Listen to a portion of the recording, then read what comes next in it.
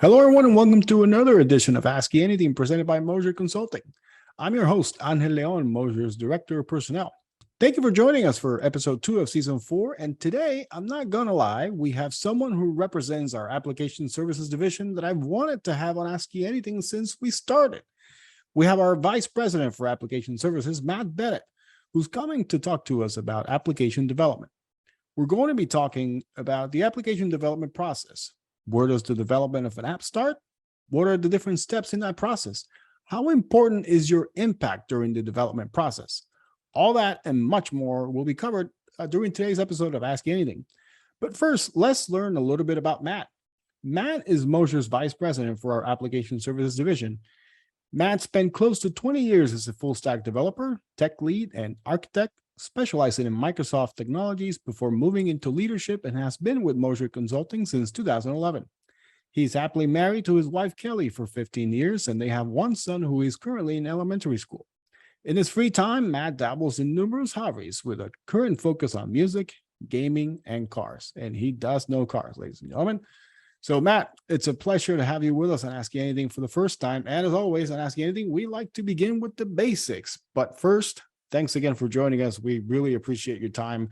As I mentioned, I did want to have you on for a very long time, or somebody from the division, because I think the application services division has a lot to offer when it comes to really content for the podcast, because you guys do a lot of cool stuff. So thank you again for joining us. Yeah, thanks, Angel. Happy to be on and talking to you today. Great. Well, we're going to be talking about the application development process. So let's start with the basics, as we always do here at Ask Anything. How does the application development process begin? What makes that process start? Sure.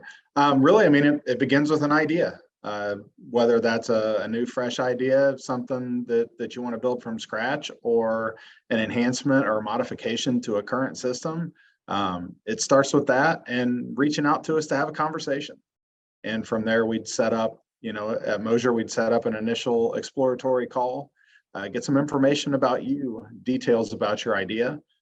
We want to focus on mostly early on the people who are involved, who's affected by the changes to this application or this new application. What current stresses or problems are you aiming to solve? And, based on that initial conversation, that helps us schedule that follow-up where we can bring in, both management leaders and technical experts who best align with the problems, that we work to define and understand on our initial call. And, from there, then we start having conversations around, high level road mapping, pricing options and estimates, and kind of, putting together that plan to bring that idea and make it a reality. You mentioned something that we're going to cover a little bit later, but it starts with you. It starts with the person that brings that idea. And there's something that we're going to talk towards the end about the role that the stakeholder really has during the process. But before we get to that, when we talk about the application development process, I understand there's several steps within that process. Could you provide us with an overview of these? Sure.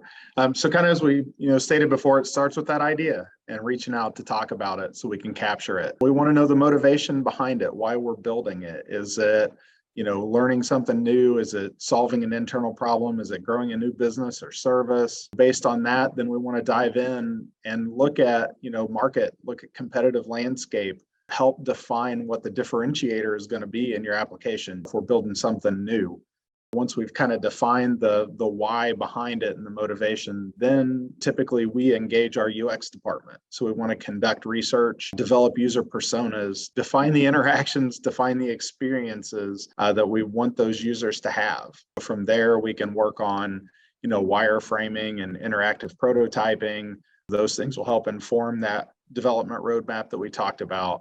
And kind of as we get to that point, then we can start rolling in our Agile product team. So start implementing those features, refining that backlog, getting functionality over to the users to test and get that feedback cycle going, and really just start delivering that functionality, right? Aimed at that MVP that we're trying to get out the door, start getting that real world feedback and analytics and data capture to make sure that we're constantly building the most meaningful application, that the priorities for the project always stay aligned with the current top needs of the users, the customer.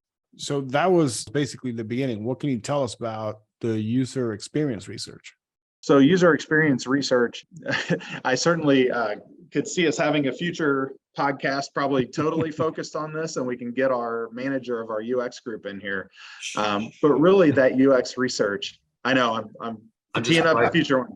I'm just going to write that down real quick.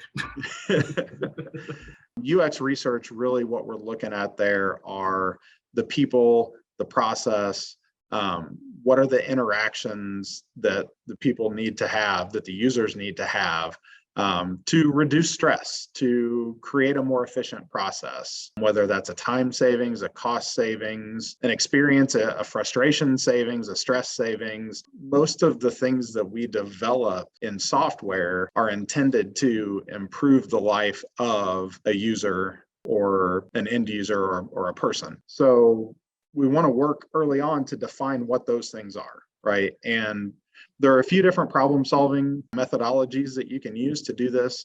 At Moser, we tend to focus on human-centered design, which really aligns with, kind of what I've been saying here of putting yourself into the shoes of the person that you're solving the problem for, trying to envision and ideate and think of solutions through their perspective.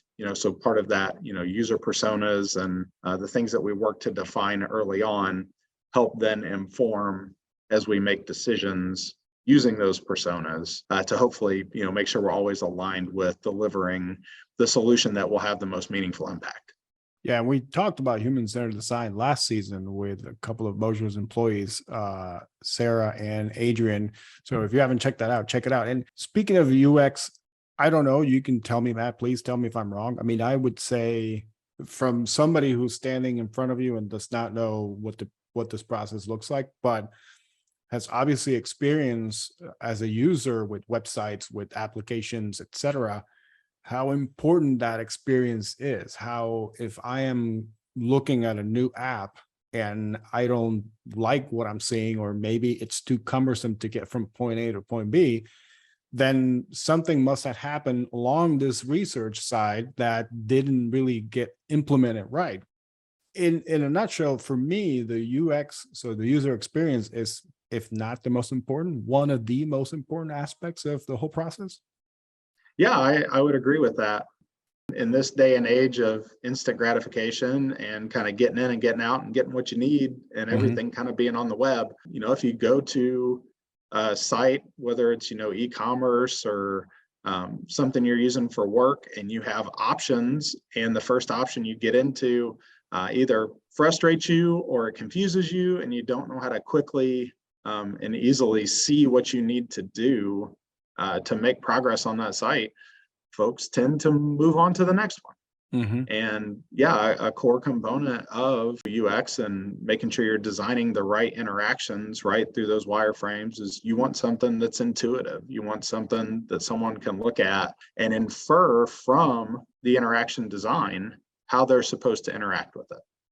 Yeah, you mentioned intuitive, and I think that's very key, because when a business or something that you're following asks you to download an app because it's supposed to make your life easier, but then when you go to that app and you start clicking things and it doesn't get you from that point A to point B so quickly, you get frustrated, you don't like it, you start, I shouldn't have downloaded this, and then you end up deleting it.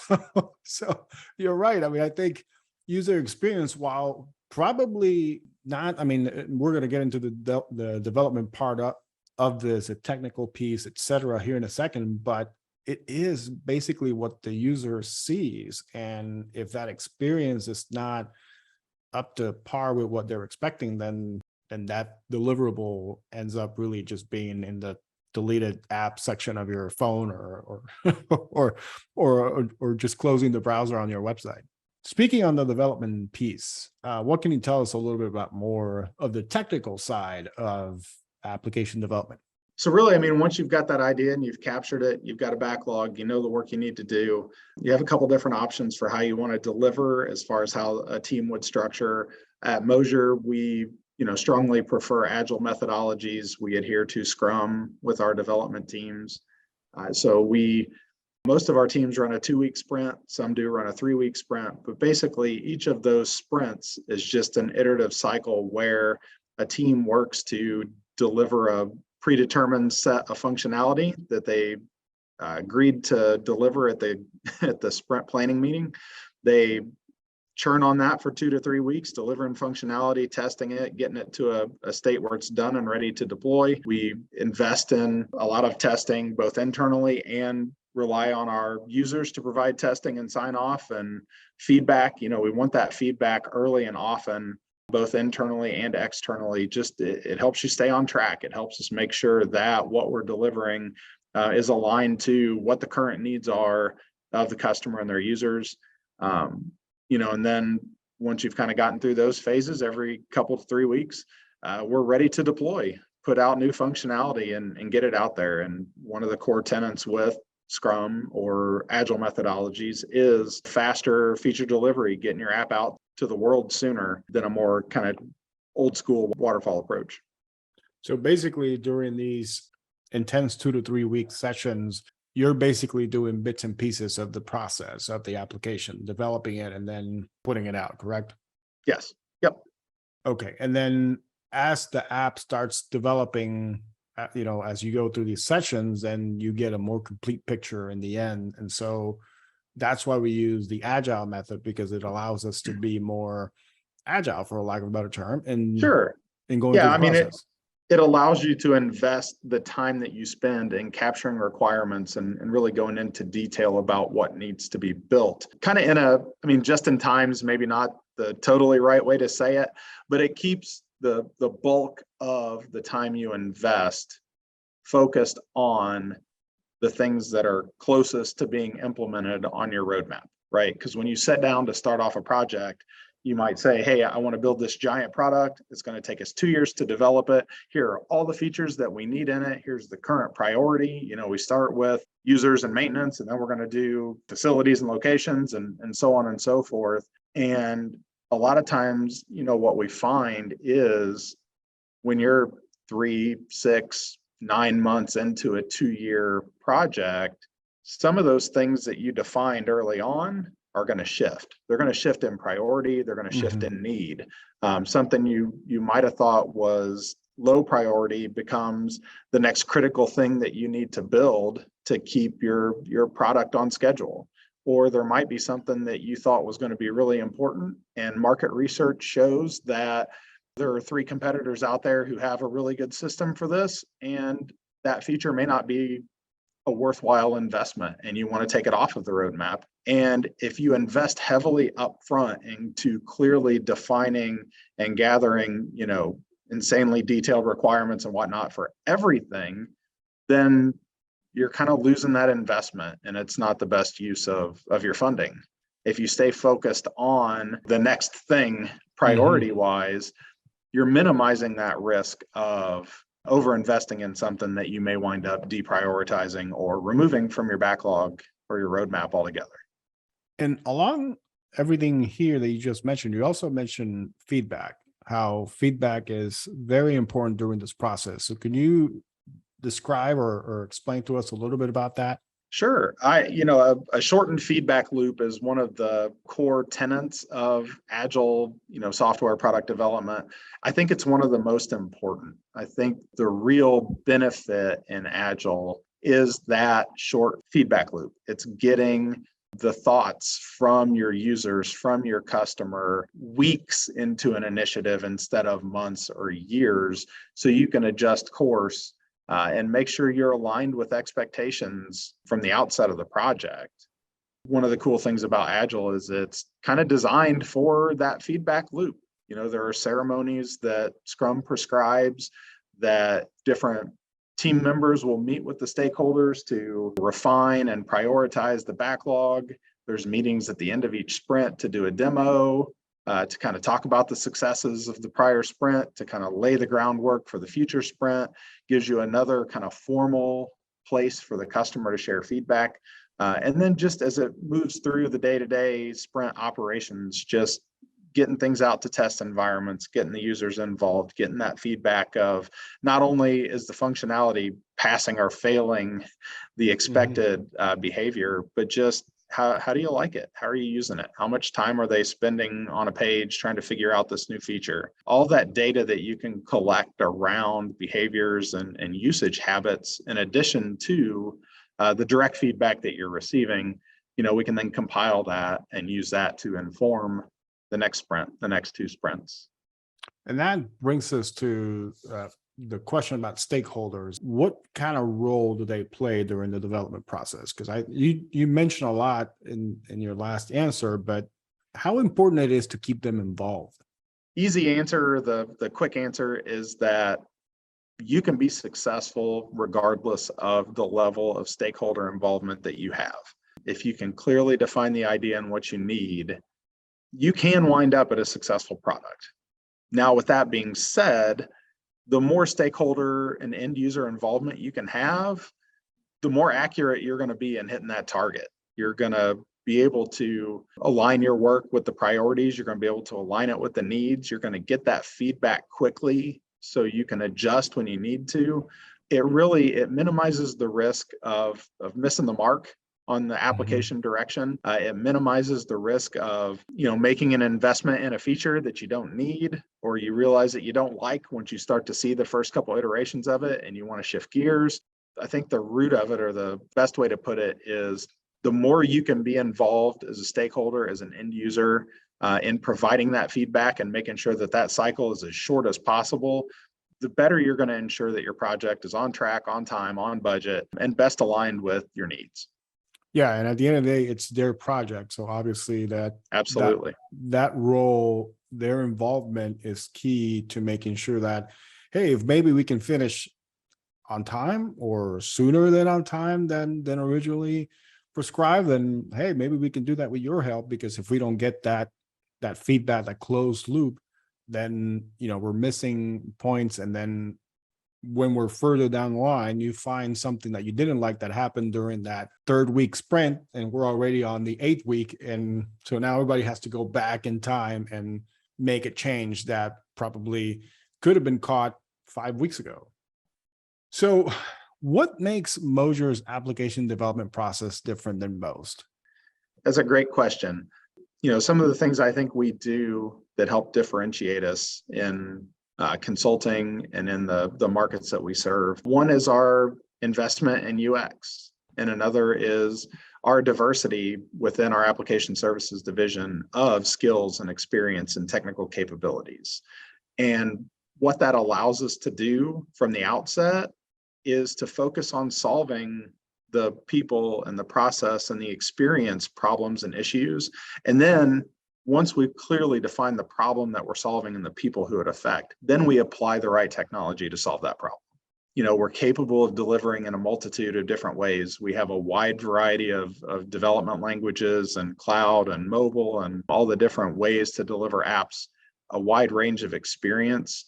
And that gives us a lot of flexibility in how we deliver, so we don't have to force a solution into a specific competency because we have a wide range of them. We also have the luxury of being part of a full service IT organization. So if we need expertise or we need a deep dive in a database or a big data concept or DevOps or any of those other network infrastructure, security, we have experts who are on staff and sitting across the building from us, and we can go over and have a conversation. So we can very quickly solve problems, provide thought leadership and guidance to our customers, and use those internally to make sure that we're developing the absolute best products that we can.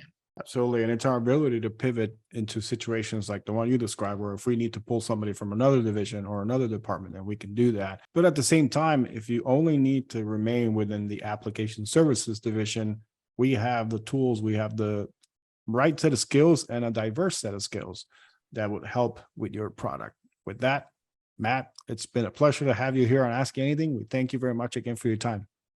Thanks, Angel. Thank you for listening in to this week's edition of Ask Anything presented by Moser Consulting. We hope you enjoyed listening to our very own VP of Application Services, Matt Bennett, speaking about the application development process. Join us next time when we continue to dive deeper with our resident experts and what they're currently working on. If you have an idea or a topic you'd like us to explore, please reach out to us through our social media channels. In the meantime, please remember to give us a rating and subscribe to our feed wherever you get your podcasts. Until then, so long, everybody.